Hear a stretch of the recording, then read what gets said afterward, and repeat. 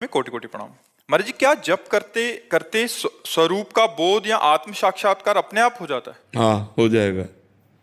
इसलिए हो जाएगा कि संसार का जे ही चिंतन छूटा और भगवान का चिंतन निरंतर चलता रहा, तो भगवान के चिंतन से बुद्धि पवित्र होकर विवेकवान हो जाती है।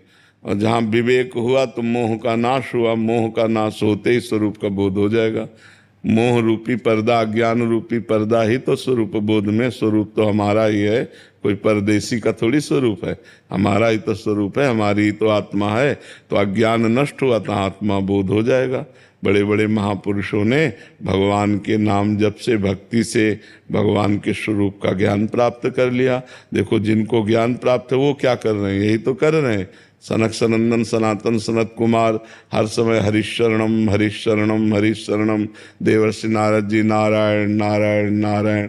बड़े बड़े भक्त भगवान का नाम ही तो जप कर रहे हैं। अगर नाम जप जीवन में है तो स्वरूप बोध भी हो जाएगा।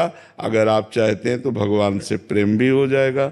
जो चाहे वो प्राप्त हो जाएगा। खूब नाम जप करे। संसार का चिंतन ही बाधा है और भगवान का चिंतन ही साधना है। महाराज जी, नाम और मंत्र में मतलब बराबर का सामर्थ्य है महाराज जी? हाँ, अब इसमें थोड़ा ये भेद है कि जैसे सखा भाव है, तो सखा भाव हमारा पुष्ट कैसे हो? अब वो हमें सखा भाव वाले आचार्य से दीक्षा लेनी होगी। अब जैसे सहचरी भाव है, तो आप नाम जप करो तो सहचरी भाव को थोड़ी प्राप्त हो जाओगे। आप नाम जप करो तो सहचरी भावापन्न महापुरुषों का संग मिलेगा, और उनसे जब मंत्र मिलेगा तो मंत्र में ताकत है कि वो आपका स्वरूप का भाव बदल देगा। हाँ, अंदर ये भाव आने लगेगा, मैं प्रियाजू की दासी हूँ। जैसे हमारा पुरुष शरीर है पर भाव अंदर रहेगा, मैं प्रियाजू की सहचरी हूँ। तो ऐसे ही गोपी भाव है, ऐसे ही दास्य भाव है। तो इन जो भावों का प्रादुर्भाव हुआ वो आचार्य प्रदत्त मंत्र से होता है।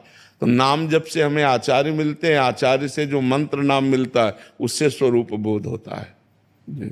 नीरज चौहान जी, राधे राधे महाराज जी। महाराज जी, छोटी छोटी सांसारिक प्रतिकूलता में रोना आ जाता है और प्रभु के सामने रोना नहीं आता, व्याकुलता नहीं आती। महाराज जी, इसका कारण? हाँ, अंतःकरण अभी मोह ग्रसित है, इसलिए है, अज्ञान ग्रसित है।